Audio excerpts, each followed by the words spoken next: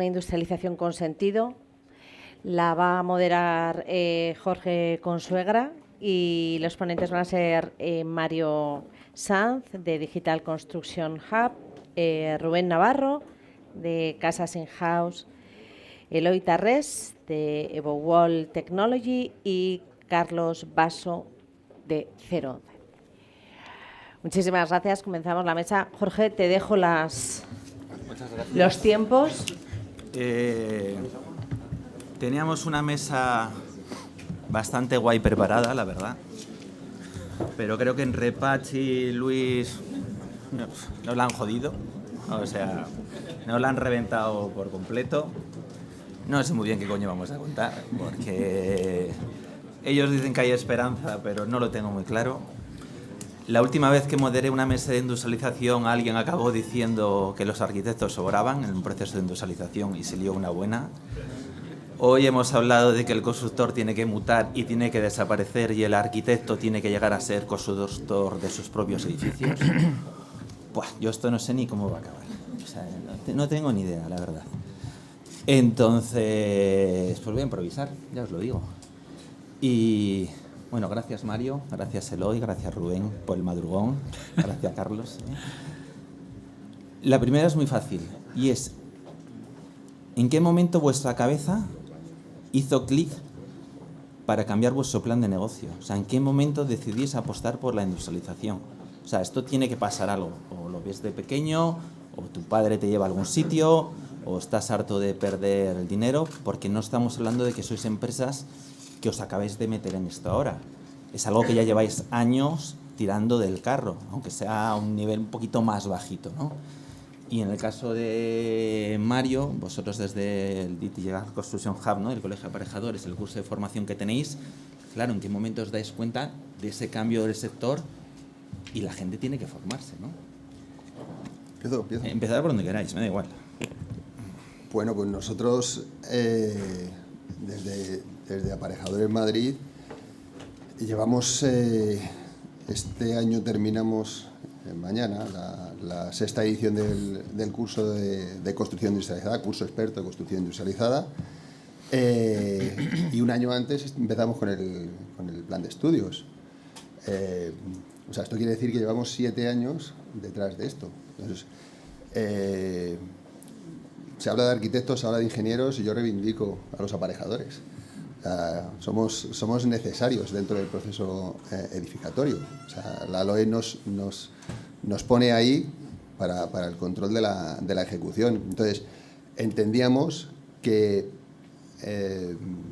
teníamos que formar a nuestros compañeros para poder dar un mejor servicio. A los hay que son especialistas en PASIV, coño, pues tenía que haber especialistas en industrialización. Porque si la solución no es la industrialización, o sea, pero va a pasar la solución por la industrialización. Entonces, entendíamos que es que era el camino. O sea, el formar. Las universidades están muy encorsetadas a la hora de poder cambiar un plan de estudios, pero los colegios tenemos mucha más flexibilidad. De hecho, nosotros el programa lo vamos cambiando todos los años, vamos metiendo cosas nuevas, otras se quitan, se relegan.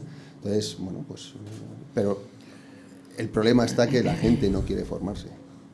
O sea, es complicado que un profesional que tiene su vida profesional, su vida personal, se coja un viernes 4 horas, un sábado 4 horas y dedique para formarse en industrialización. Todo el mundo parece que ya que lo sabe, que lo conoce todo.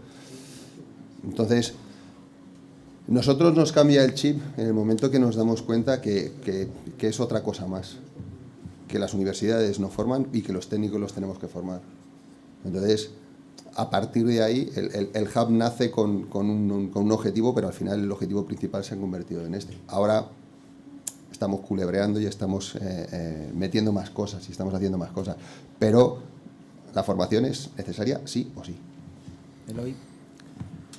Bueno, esto de cambiar de aterrizar, de esto tema, es aterrizar de a tema. la tierra, a la de verdad. No, la verdad es que día. nosotros empezamos con esto, yo creo que desde siempre. Al final piensas o ves que la industrialización o la prefabricación... Desde siempre no me lo creo. Bueno, o sea, al final... hay algo que tiene que hacer en tu Sí, cabeza pero... que dices, tengo que cambiar, y tengo que apostar y tengo que meter un Jorge, dinero es que aquí si me que cortas, no sé no, por qué. no dejas generarle el interés a la frase, ¿no? Un poco, darle un poco de vida, ¿no? No, al final es verdad, yo soy ingeniero de caminos, la verdad es que las ferias de hace 20, 30 años ya hablaban y se veían cosas de fabricación. Hay industriales aquí que desde el sector del hormigón, pues de hace 80 años que hacían, y en Cataluña hay una buena representación de ello y aquí también, ¿no? Pero evidentemente yo creo que hay un par de efectos que hacen que nosotros nos pongamos en eso, ¿no? Lo primero, yo creo, es la situación de crisis y poscrisis. Nosotros empezamos a hablar de esto pues en 2005, 6, 7, es cuando entre unos y otros empezamos a aglutinar esto, ¿no? Y este poscrisis también nos dio dos cosas: tiempo, sí, tiempo, porque la verdad es que la situación era dantesca, ¿no? Y nos dio también espacio, ¿no? Al final teníamos sitio donde hacer eso. Y yo creo que aquí, y lo más importante al final, es encontrar personas con las que puedas sumar, ¿no? Aquí están pues mis socios, Toni y Josep María, que la verdad es que el hecho de encontrarnos y compartir esa visión, esa resiliencia en el trabajo, ese investigar constantemente, es lo que hizo hacer ese cambio, ¿no? Y también es cierto que a veces he visto negocios, y creo que Luis lo comentaba antes, ¿no? El 80% de las empresas han cerrado, ¿no? En este sector, en el que él conoce, pero es que nos hemos visto otras en otros sistemas industrializados que también están cerrando, porque a veces no es solo tener la idea, sino que tienes que hacer dos cosas más. Una es tener la resiliencia para invertir, para seguir, para empujar en algo que nadie está ayudándote, que no tienes esa demanda, que nadie está apoyando eso, y el otro que sea el momento, ¿sí? Entonces puedes tener una gran idea, pero una gran idea solo es eso, una gran idea. Y la idea lo que hay que hacer es invertirle, ponerle mucho dinero, ponerle mucha ilusión, mucha resiliencia. Repito esa palabra porque me parece que es la que superas esos momentos que estás casi para llorar, ¿no? Y que sea ese momento. Y parece que hay viento a favor y viento que parece que empieza a empujar la construcción industrializada. Creo que es el momento para empujarla, ¿no? Y seguramente no es porque seamos muy listos, sino porque nos ha fallado la variable persona, que es la que permitía pues construir sin fin, con la elasticidad máxima, porque teníamos gente infinita, ¿no? Y eso es lo que ha cambiado. Rubén. Voy a contarlo lo más rápido posible, que a mí los micrófonos me gustan mucho, ¿vale? Y lo voy a contar la versión como romántica. Decía Pachi, voy a contar la romántica, ¿vale? En mi caso, con 14 años me iba a la obra con mi padre y después de hacer una semana rozas en los ladrillos que habíamos puesto la semana anterior, dije, algo aquí se está haciendo mal, ¿vale? Luego te tirabas una semana desencofrando lo que habías encofrado la semana anterior. Estamos haciendo otra vez algo mal. Yo le preguntaba a mi padre, ¿nos pagan por esto? Porque bueno, estamos rompiendo lo que hemos hecho, ¿vale? Luego, claro, esa formación a los 14 años práctica, que ahora no se puede hacer estas cosas, ¿no? Dije, joder, pues molará estudiar arquitectura porque es el que viene aquí de vez en cuando y viene con camisa, ¿vale? Y vengo con camiseta porque sabía que vendrías así. Y bueno, esto total. Esto se avisa, ¿eh? No, ya te lo he dicho antes. no está en el WhatsApp. Esto es muy feo, no está en el WhatsApp. ¿Tú no estabas ayer por la noche? No estaba. Que conste que le he dicho que vaya al coche y se la coja, ¿eh? No. Bueno, otra cosa, antes de nada, muchas gracias porque creo que es la primera vez que estamos en una mesa, que es una mesa y que es redonda, ¿vale? No. Entonces, luego dije, bueno, voy a estudiar arquitectura y después de estudiar arquitectura, haciendo prácticas en verano con mi padre, que continuábamos, ¿vale? Hice las prácticas en un estudio pequeñito donde hacíamos cosas muy chulas y luego el constructor, sin querer mencionar a nadie, te mira a los ojos mucho para no mandar miradas a otros sitios, ¿vale? Nos reventaba el proyecto. Y joder, al final vuelves a hacer otra vez el proyecto, vuelves a cambiar calidades, vuelves a no sé qué tal para encajar en precio y... O sea, veía que algo no funcionaba, ¿no? Salí de ese estudio pequeñito, nos fuimos a un estudio muy grande, de estos de los egos, no quiero decir el nombre, pero si veis el LinkedIn sabréis cuál es. Y dije, bueno, aquí sí, porque habrá un project manager, una constructora muy guay, no harán rozas, no sé qué, y era la misma mierda, pero más grande, ¿vale? Entonces, joder, seguimos haciendo, esto no está bien. Hasta que un día se me ocurrió hacer un catálogo de casas con precio cerrado. Lié a un constructor y le dije, hola señor, no, nuestro modelo de negocio no era hacer casas modulares ni industrializar, era ser arquitectos que hacían un proyecto, entre comillas, cerrado, ¿no? Que es imposible porque luego hay que adaptarse. Sorprendentemente, las primeras casas que vendimos eran en Cataluña porque, claro, yo tenía los precios de Valencia y, claro, era súper barato para los catalanes contratarnos y dije, no. Y decía, no, que esto es en Valencia, ¿eh? No, pues ándala en Cataluña. Perdimos hasta la camisa en las 3 primeras casas y ahí fue cuando cambié el chip. Y dije, ¿Te volviste catalán? No. No te pero pases. sí que dijimos, ostras, esto hay que cambiarlo. Uno, porque el proceso tiene que ser de otra manera. No quiero que los nuevos operarios hagan lo que hice yo con mi padre. Es una base de que los trabajadores, bueno, ya sabemos cómo está la mano de obra, entonces vamos a ponerles unas condiciones un poco más cómodas. Dos, si industrializamos en una región más barata y exportamos, lo ha dicho Pachi, nosotros estamos vendiendo ya casas en Alemania, Luxemburgo, Suiza estamos cerca y en Francia ya también, y efectivamente ahí fue donde cambió el chip. Lo llevamos a fabricar en un sitio y vamos a llevarlos a otros sitios donde hoy me han dicho, creo que eres de los pocos que han hecho 3D y ha ganado dinero, está por demostrar que haya ganado dinero, ¿vale? Pero sí que hemos hecho 3D y que lo exportamos. Ahí fue cuando cambió el chip, en el concepto de mandarlo a otros sitios. Carlos. Muy bien, pues yo, bueno, haciendo alusión un poco al tema de la camiseta, ¿vale? También he puesto modo startupero. Al final nosotros somos una compañía 011H que nace relativamente joven, ¿no? En 2020, y un poco aquí hablo en boca de los fundadores, evidentemente, que son los que ponen esa semilla para que luego los que tenemos también esa parte, ¿no?, de afinidad hacia el proyecto nos unamos fuerte y queramos cambiar las cosas, ¿no? De ahí empezar joven, con gente joven, con ganas y aires renovados, ¿no?, para hacer las cosas diferente. De ahí el nombre que ya, ¿no?, con unos números y unas letras, la H de humano, los números que hacen vocación un poco los ceros y los unos a la parte digital, ¿vale? Al final los fundadores, después de haber disruptido bastante en el mundo de la moda con Privalia, se vuelcan en un proyecto mucho más de impacto. ¿Vosotros sois los de Privalia? Hostia, qué frikis estos. Hostia, ya sí que no son. Vale, Efectivamente, entonces después de haber hecho... Estaba preparado esto, ¿eh? No, es que no lo sabía. Es que he oído hablar un montón de ellos, pero nunca sabía dónde habían Pues cambiado aquí el está. dinero. Son ellos. Hostias. Muy buena. Pues esa. efectivamente, ¿no? Nace de esa vocación. Es un proyecto que al final va más en la parte romántica que en la parte, al principio, económica. Y entonces lo importante que, como decíamos antes, no es una ONG, que estamos para también ganarnos la vida, y es un poco buscar, ¿no?, esa conjunción entre la parte vocacional y la visión esa social, de hacer cosas diferentes en un sector que está muy hermético y muy rigidizado, ¿no? Sí, a mí me hace gracia porque yo cuando estoy en el estudio y viene un cliente y me dice si sé de industrialización, yo siempre digo que sí, claro. Hombre. Llevo 4 o 5 casas. Es mentira. O sea, yo cojo paneles, los junto y al carajo. Ya está. Entonces, lo decía antes Coldo, ¿no? Tú tienes una vivienda PASI, llega un tío con su casita y te dice, hazme la PASI. Lo decía antes también Pachi. Al final, industrializar, que yo tampoco creo que sea la palabra correcta, consiste en una metodología.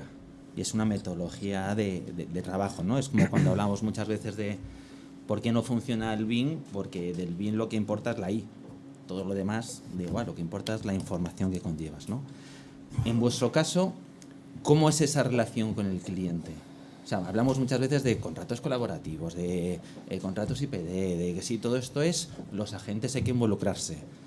Pero sigue habiendo como digamos, distanciamiento entre que el arquitecto hace un proyecto, que a vosotros envía, que vosotros estudiáis, que no cobráis y que luego ya veremos si se hace.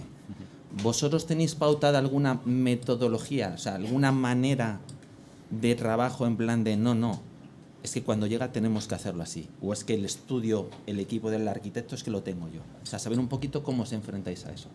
Luego te toca. No, yo en esta soy mus, ¿eh? Ya, y luego te toca. Yo soy, yo creo, el único aquí que no vende nada. Venga. O sea, Sí, pero hace falta lo que hacéis. sí, pero no vendemos.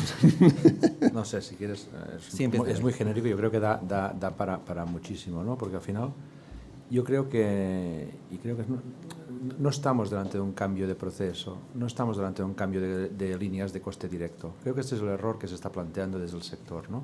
Es decir, no estamos sustituyendo coste, no es eso.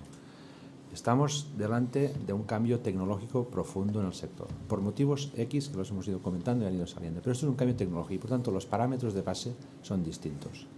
Y esto tiene que cambiar la base de lo que es hoy la LOE. Es decir, la LOE hoy tiene unos agentes que forman parte del sector, desde arquitectos, aparejadores, constructores, promotores, que como se construirá distinto, como se hace distinto, porque estamos integrando componentes en un sistema nuevos, va a cambiar las responsabilidades sí, básicamente las responsabilidades y por tanto todo lo que cuelga de las responsabilidades, ¿no? El trabajo, el dinero, etcétera, etcétera, ¿no? Por tanto, este cambio tiene que existir porque es un cambio tecnológico, no es solo sustituir una partida por otra y por tanto se ha ido hablando, ¿no? No es que como gano tiempo, es que es que ganas, es que es distinto. Es que tú haces las cosas de otra manera, ¿no? Esto, delante de un cliente, ya no es cómo afronto ese proyecto que me llega de un arquitecto. No, no es verdad. Es que esto ya no es tecnológico. Seguramente muchos de los que estamos aquí, si alguien viene con un proyecto ejecutivo, nosotros le decimos, es que esto ya no...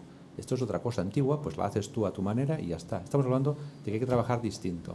Por tanto, hay que empezar desde el principio. Colaborativamente con ese arquitecto, con ese promotor, hay que trabajar distinto. Y eso hay que entender, esa mentalidad. Y cuesta mucho al principio. Pero también esto es como la droga, ¿no? Si lo pruebas, al final dices, hostia, repito seguro. Porque me saco muchísimas incertidumbres. Esto, Ander, lo borramos, ¿eh? Puede ser droga legal, ¿eh? O sea, estamos en una bodega, ¿sabes qué quiero decir?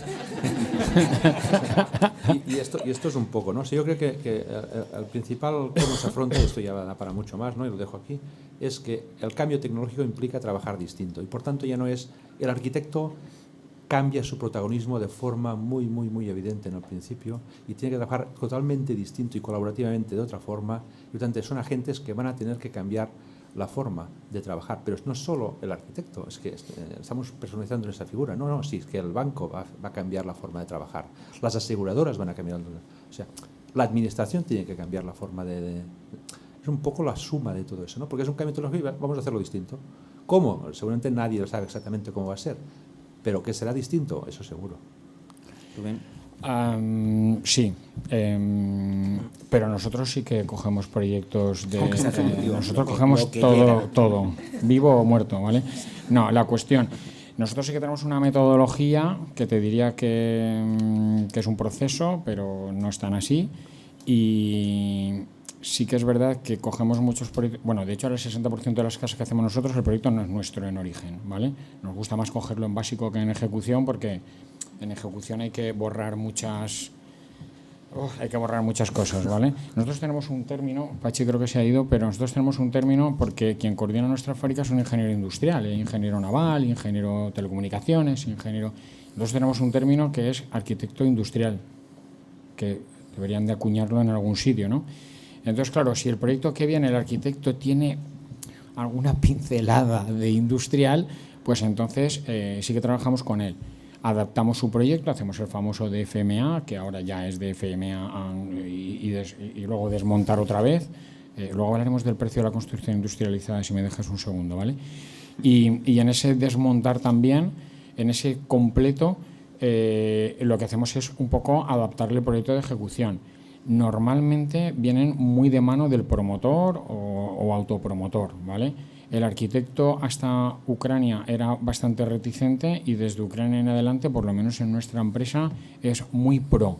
Y voy a usarlo, es como el buen vino, con el tiempo quieren más y prueban más y mejoran.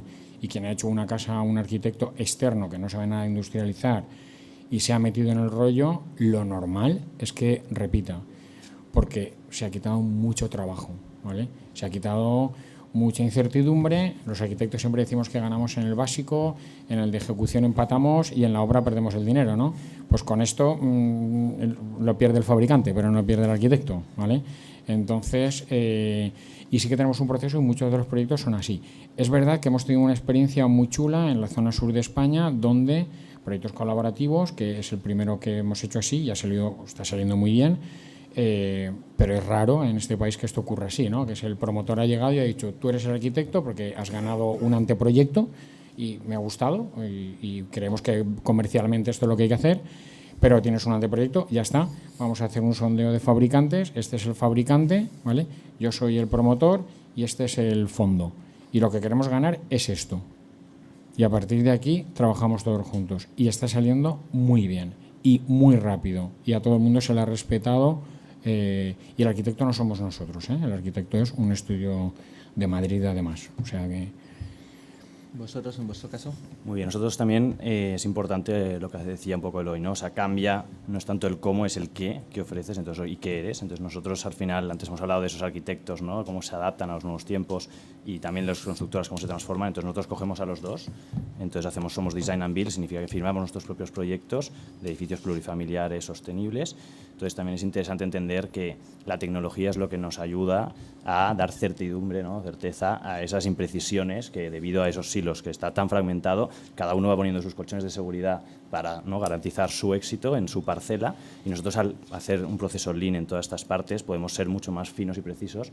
A mí siempre me gusta un poco el símil que un día me iluminé pensando, ¿no? Somos un poco el Cabify de la construcción. O sea, antes tú te subías a un taxi, no sabías ni cuándo ibas a llegar, ni si te iba a hacer una triquiñuela, ¿no?, en una ciudad de estas que dices, ostras, llevo una hora dando vueltas, ¿no?, y pensaba que estaba al lado. Entonces un poco ahora es cómo la digitalización y la tecnología te ayuda a tener certidumbre al origen. Desde el origen sabes el precio, sabes cuándo vas a acabar, y que cuando eso pase realmente veas que ha sido así, ¿no?, que se ha cumplido. Entonces, como tenemos ese control total en toda la cadena de valor, es cuando se permite accionar realmente y dar el resultado. Si no, es cuando estás a la merced de los demás, y es que cuando cuesta todavía más, ¿no?, transformar el sector.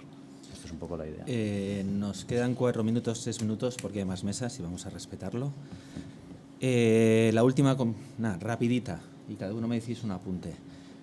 Yo creo que todos hablamos de que la construcción tiene que evolucionar a la industria de la construcción, ¿no? Ese concepto de, como decíamos antes, de artesanos a industriales, ¿no?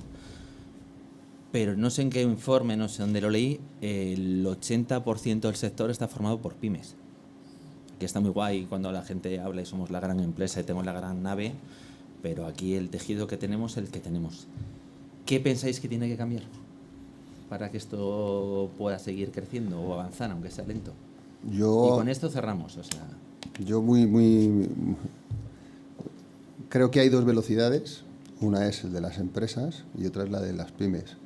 A cualquier obra que nos metamos, de la caseta para adentro hay cierta digitalización. Digo cierta porque el BIM, no creo que muchos jefes de obra estén con el BIM en la caseta, pero sales fuera y la única digitalización que hay es el WhatsApp.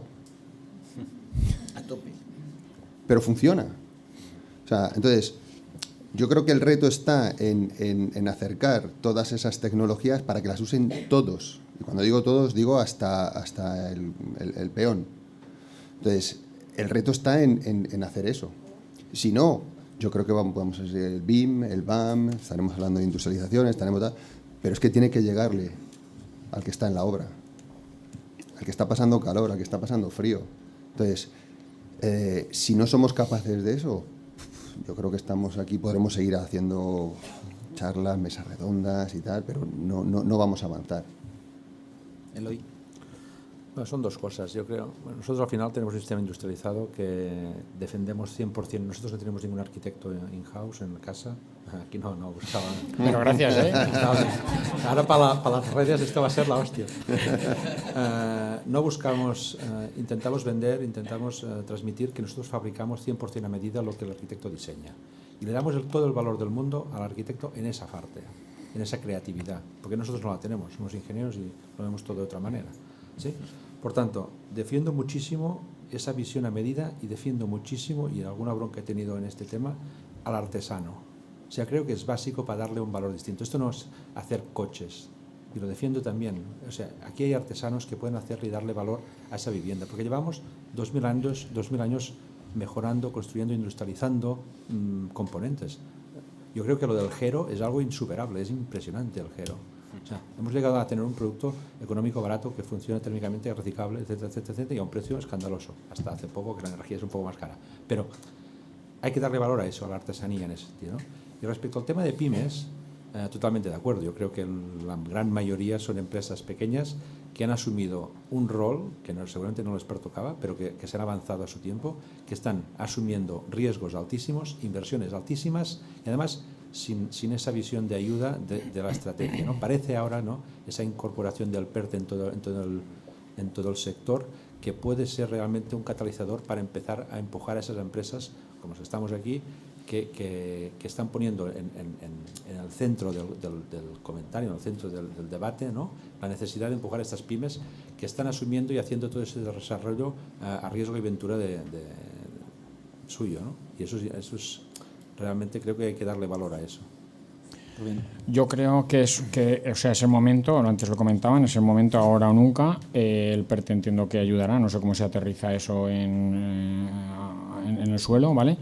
Sí que es verdad que para que la industria pase al siguiente escalón Lo más importante yo creo que es una demanda continuada y que las administraciones agilicen para que la demanda continuada de la venta se corresponda con el plazo en el que luego vas a fabricar, porque si no, montar una industria de esto es muy complicada y no es como los coches que tú los fabricas y los pones ahí, o como las baldosas, que las fabricas y las guardas ahí, tal. Esto se fabrica normalmente, bueno, siempre, a medida. Entonces, una demanda continuada es lo que hará falta. Yo no creo que también es una industria muy reciente en este país. Te vas a Estados Unidos, te vas a Noruega, pues ya hay industrias mucho más grandes. Yo creo que es el devenir de la propia industria, ¿no? Pues si llevamos 15, 20 años, o mi empresa creo que será el más antiguo de los que estamos aquí. Bueno, y si me equivoco me corregís luego. Pero claro, en otros sitios llevan ya 70. Entonces yo creo que a nosotros nos tocará en breve que escalemos, y yo creo que es lo habitual, lo normal. El PERTE podrá ayudar y la necesidad de vivienda también, porque habrá que construir mucho y se mantendrá esa necesidad. Carlos. Yo, para acabar también un poco en esa tendencia que vemos, ¿no?, de que el sector se está transformando en esa dirección, sí que vemos esa falta de conexión entre los proyectos. Por ejemplo, decíamos, sí que es verdad que hay falta de suelo, pero en Madrid se están haciendo bastante bien las cosas, al menos para nuestra opinión. Se están habilitando muchos suelos con Plan Vive Joven. Entonces allí viene un volumen considerable de accionar vivienda, y cómo conectar eso con las diferentes industriales, que como decimos es un mercado todavía joven, inmaduro, que va a seguir creciendo. Entonces, cómo conectar eso, yo creo que es un poco el reto. Y luego también hablamos de la mano de obra, que también se transforma, ¿no? Ya no existe el oficial de albañilería, o cada vez hay menos gente que tenga esos intereses, pero sí se transforma en montadores, que creemos también que es un reto. Cuando todo escale, fabricar más y más rápido, dentro de lo que cabe, es fácil, pero luego ha de haber una mano de obra que ensamble eso en el lugar, y ahí también creemos que hay un buen reto por delante. Jorge, solo un comentario respecto a la demanda. Creo que es básico. Creo que tener esa demanda puede garantizar ese crecimiento, pero hay que pensar que el crecimiento que tuvimos en 2000, 2010, 2007, se basaba básicamente en poner más gente con una flexibilidad absoluta. O sea, tú puedes crecer infinito. En este momento estamos hablando que una herramienta para solucionar ese crecimiento de vivienda pasa por las fábricas, y las fábricas tienen su capacidad de producción. Por tanto, hay que equilibrar esa demanda que se está buscando, que se está saliendo, que está generando, con la capacidad de producción. Por tanto, o ponemos inyección ya no solo para generar demanda, pero es que estas empresas o somos capaces de crecer a ese mismo nivel, o será una herramienta para hacer, pues bueno, 4 cositas como estamos haciendo ahora, ¿no? Bueno, lo vamos a dejar aquí porque vienen más mesas, y si me permitís yo voy a acabar con una frase, una reflexión. Y es que tengo la sensación que hay más eventos de industrialización que viviendas industrializadas. En España sí. Así os lo digo, ¿eh? En España sí.